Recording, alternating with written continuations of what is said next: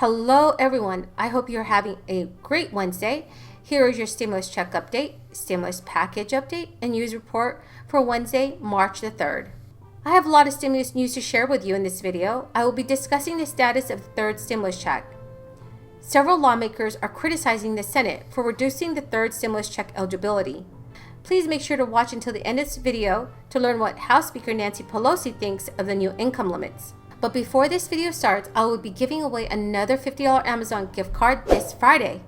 To enter the giveaway, all you have to do is subscribe to my channel, like this video, and comment below. We have some breaking news this morning in Washington that could impact future stimulus measures. Ilan Moy joins us with the latest. Ilan. Well, Andrew, the COVID relief package is still winding its way through Congress, but today 10 Democratic senators are going to be laying down a marker for the next stimulus package. They're calling on President Biden to make sure that his massive infrastructure and investment plan includes an extension of unemployment benefits and recurring stimulus payments. And importantly, they want to tie those benefits to broader economic conditions. Now, this idea of automatic stabilizers does have the backing of key committee chairmen, including Bernie Sanders, Ron Wyden, Sherrod Brown, and others. And in a new letter to President Biden, they wrote, "This crisis is far from over, and families deserve certainty that they can put food on the table and keep a roof over their heads. Families should not be at the mercy of constantly shifting legislative timelines and ad hoc solutions."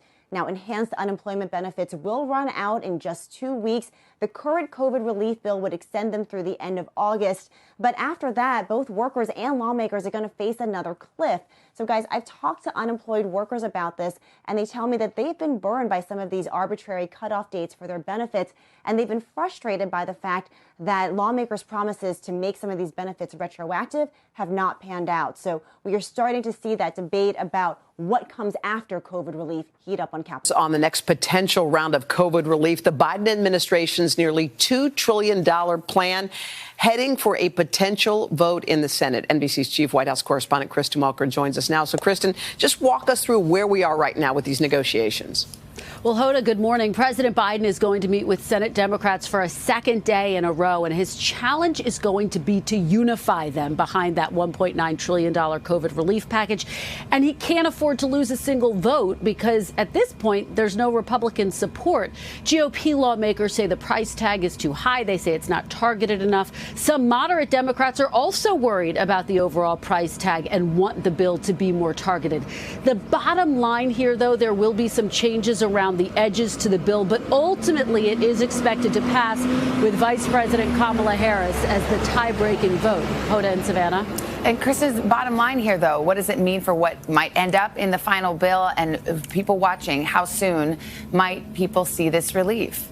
That's the big question, Savannah. First, to the timeline, Washington is facing a firm deadline of March 14th. That's when many unemployment benefits connected to the pandemic expire. So if Congress can get a deal by then, Americans should start to feel the effects at that point. In terms of what's going to be in the bill, those unemployment benefits are currently set at $400. Some moderates say they should be a little lower at $300, so a point of negotiation there.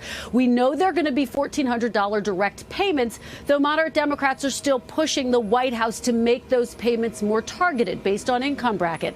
The bill also includes billions of dollars in funding for COVID relief, including vaccine distribution. Now, something that's unlikely to be in this bill, it's a big flashpoint and a priority for progressives, a $15 minimum wage. The White House has vowed to take that up in a later bill, so there's still a lot of details to be hammered out, and that deadline is fast approaching. Okay, everyone. So a deal was reached between Senate Democrats. Under the Senate's version of the stimulus bill, a single filer making up to $75,000 a year would get the full payment, while those earning up to $80,000 a year would get a reduced stimulus check. Joint filers making up to $150,000 a year would get the full $2,800 check, while those earning up to $160,000 a year would get a smaller stimulus check. In the House of Representatives version of the bill, the phase-out thresholds were $100,000 for single filers and $200,000 for joint filers. John Fetterman is Lieutenant Governor of Pennsylvania. He is also a candidate for the state's open Senate seat in 2022. And on Wednesday, Fetterman criticized reports that the Senate's version of the $1.9 $9 trillion economic relief package will limit eligibility for $1,400 stimulus checks. Fetterman said in a statement, "At a time when Americans are at risk of getting evicted, businesses are going under, and millions are out of work, the real risk isn't doing too much, it's doing too little." In 2017, the Senate had no problem giving trillions of dollars in tax cuts to CEOs, but now senators are concerned that too many working people would be getting $1,400 checks. The lieutenant governor also stated, "This is ridiculous. Working people in Pennsylvania and across the country need stimulus checks and relief now, and it's the Senate's job to make sure that happens. If you're a senator who's worried that the federal government might be doing too much to help working people in the middle class of this crisis, then I've got news for you. You're out of touch."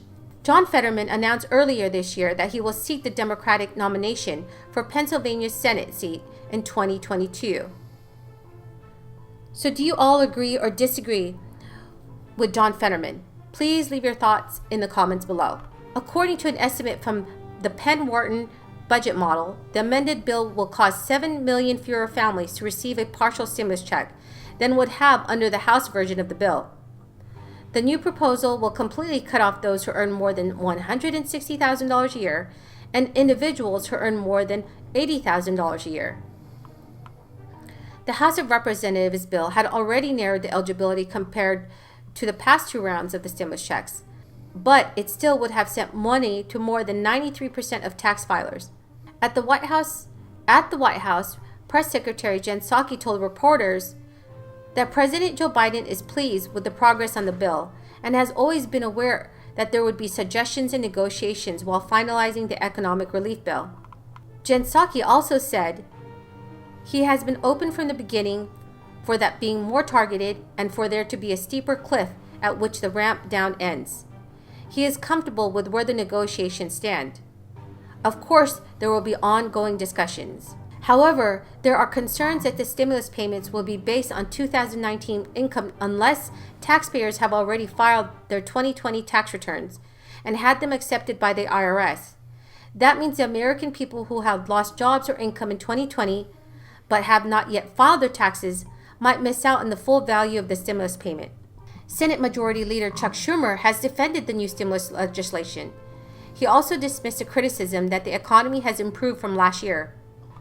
Chuck Schumer stated, "We cannot go through the situation we did back in 2009, where the stimulus wasn't strong enough and we stayed in recession for years. Just because the numbers are not as bad as they were doesn't mean that we do not need a continued strong push to get us through out of this ditch and upward and forward." All right, everyone, that is the end of the video for now. I really hope you found this video helpful. Please make sure to enter the $50 Amazon gift card giveaway by subscribing to my channel, liking this video, and commenting below. Thank you, and have a blessed evening.